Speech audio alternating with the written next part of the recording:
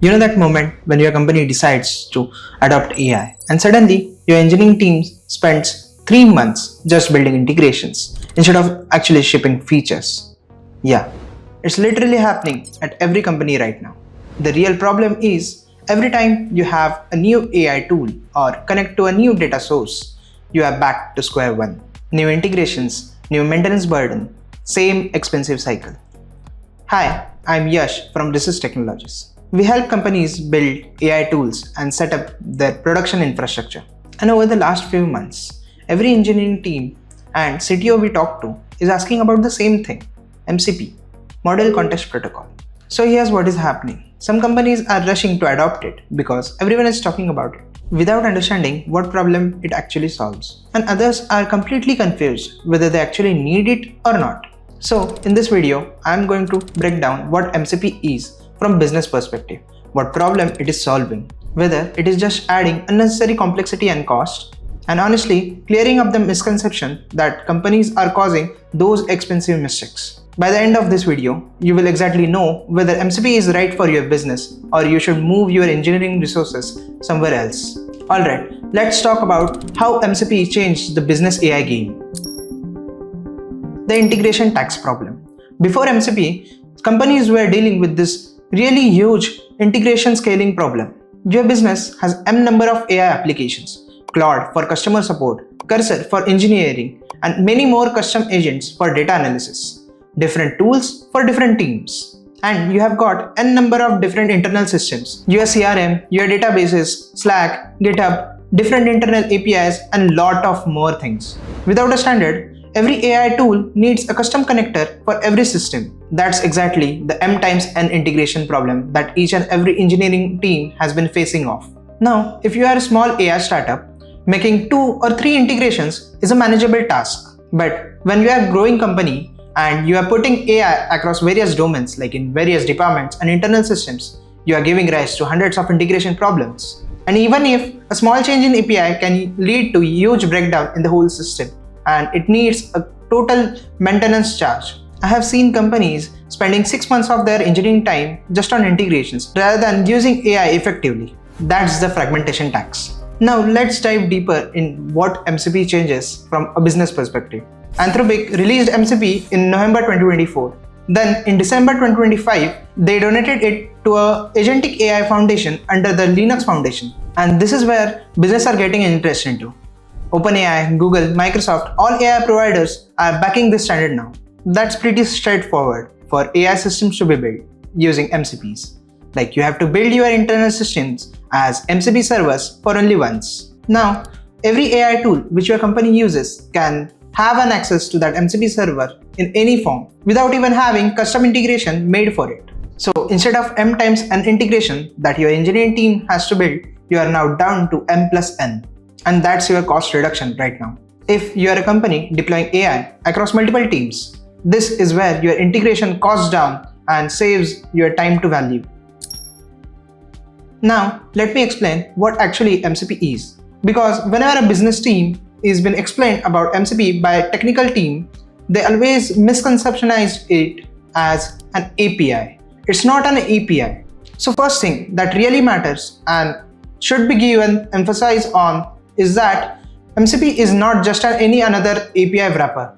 A lot of teams think MCP like any other integration, but that is not actually how it works. Regular APIs are stateless. Like you made a request, you get a response. That's done. Each integration stands alone. On the other hand, MCP is stateful. You establish a persistent connection between an AI and your own system. It uses JSON RPC 2.0 for messaging. The request can be made from both sides, like from server side too and from client side too. And everything is organized under specific capabilities, not generic operations. You might be questioning, why does this even matter for your business? Because AI can have actual conversations with your systems.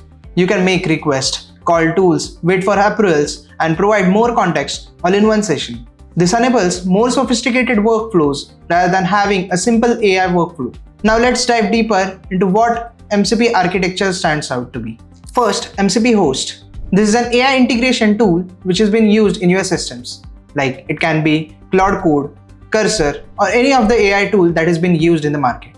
Second, MCP client. It lives inside the host and controls all the protocol informations. Each client is connected exactly to one server, means it has one-to-one exact communication.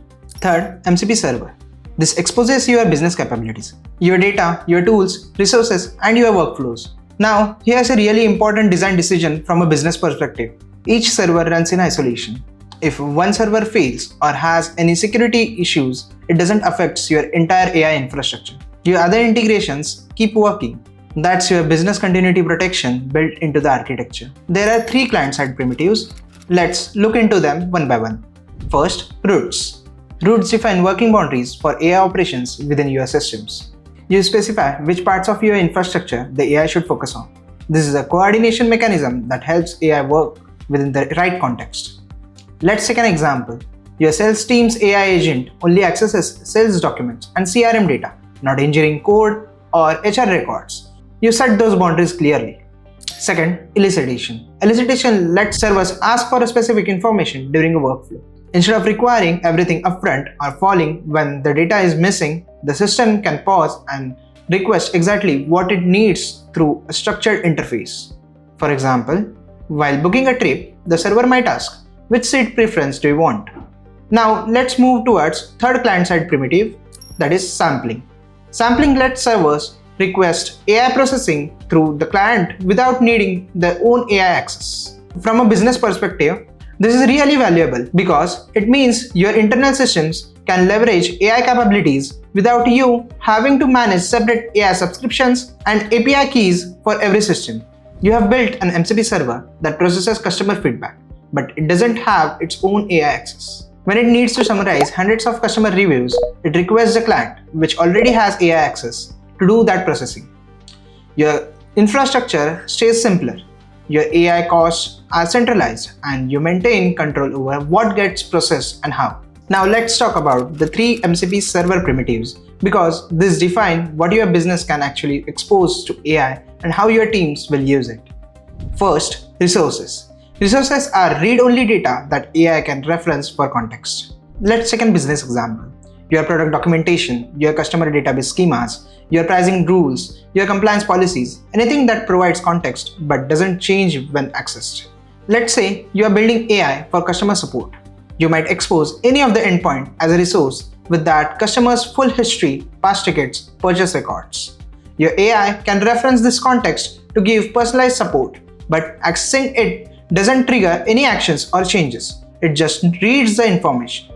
Now let's dive towards second primitive, that is tools. Tools are executable functions that AI can call to take actions in your business systems. This is where AI becomes really powerful for business because it can actually do things, not just read information.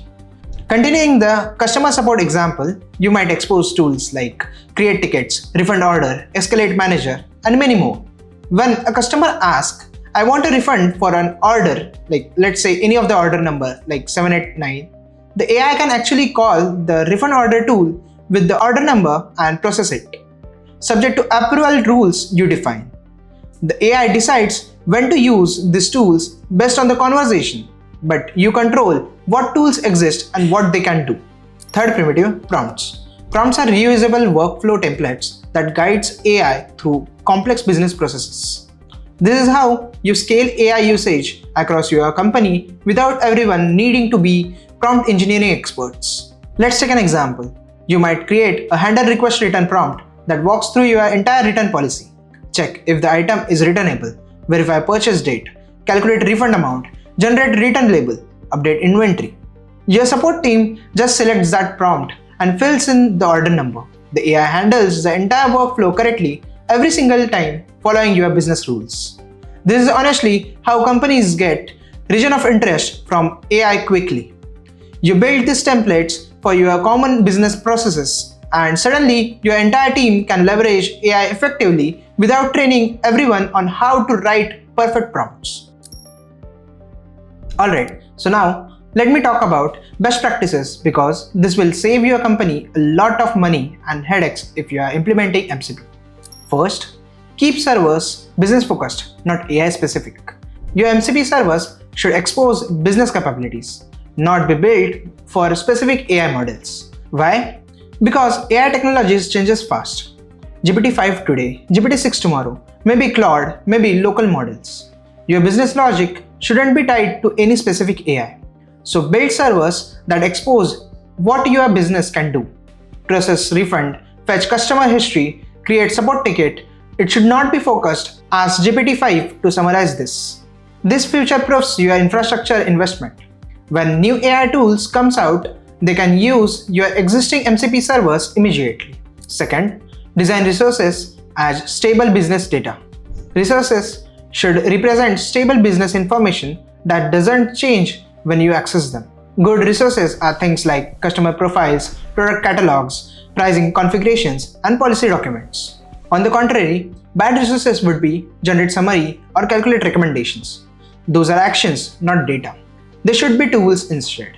From a business perspective, this separation is really important because it helps you understand what is just being read versus what is actually doing work in your systems. Third, make tools single purpose and clear. Every tool should do exactly one business operation clearly. Don't create a mega tool that processes refunds and updates customer records and sends emails. Break those into separate tools. Why this should be done? Because this makes it way easier to set up approval workflows, audit what happened, and debug when something goes wrong. If the AI calls, process refund, and then send refund email, you can see exactly what happened in your logs. If it calls, do everything for refund, you have no visibility into the steps. Fourth, create prompts for your actual business workflows. Build prompt templates for the workflows your teams actually use every day. If your sales teams qualifies leads the same way every time, create a qualified lead prompt with your qualification criteria. These becomes your institutional knowledge captured in a way that AI can execute consistently.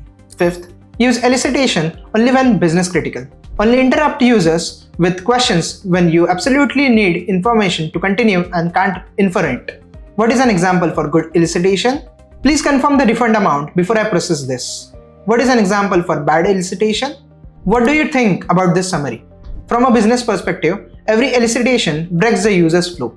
Use it sparingly for approval gets and critical missing data, not for every little thing. Sixth, make everything auditable and transparent. Expose clear schemas for your tools, metadata for your resources, structure for your prompts. Why this needs to be done? Because when you are running AI in production business systems, you need to be able to audit what happened, debug issues quickly, and comply with regulations. If your AI processed a refund incorrectly, you need to see exactly what tool was called, with what parameters, what data is accessed. There should be a full transparency.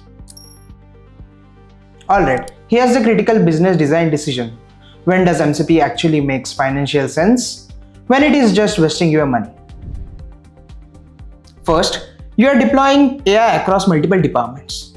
When you are using AI across multiple departments, multiple teams, engineering resources, and when you are actually accessing only one resource, that is, when you are going towards each and every department using AI tools but accessing the same company's data, you can use MCP for making it easy. Second, you need a standard AI tool interface across teams. Yes, you need a standardized way to access tools and your data. So, you can have a complete transparency over what all things are been going under your AI systems. Third, you want to avoid vendor lock-in. Whenever you are building AI systems using MCP, you would not prefer that your AI system is relying on any of the service providers. You would be switching between ChatGPT, Claude, or any of the local models. So, MCP provides you that facility where you can have that flexibility where you can switch between different AI providers without actually rebuilding everything. Fourth, your AI workflows are complex and multi-step.